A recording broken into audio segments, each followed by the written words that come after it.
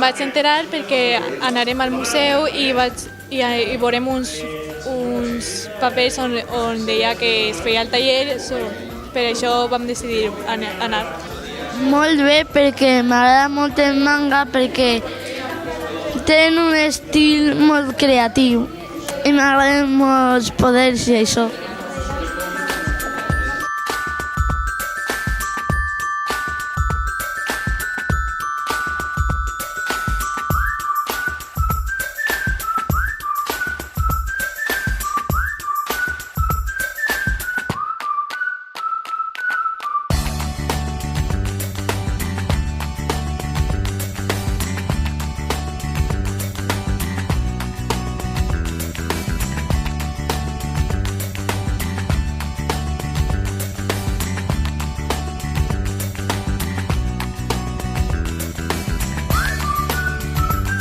Pues el taller es un taller de trucajes cinematográficos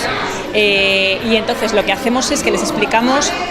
montamos un pequeño numerito teatralizado sobre cómo se rodaba antes y un poco de historia del cine, y entonces después le sacamos y hacemos como una especie de trucajes mágicos en los cuales luego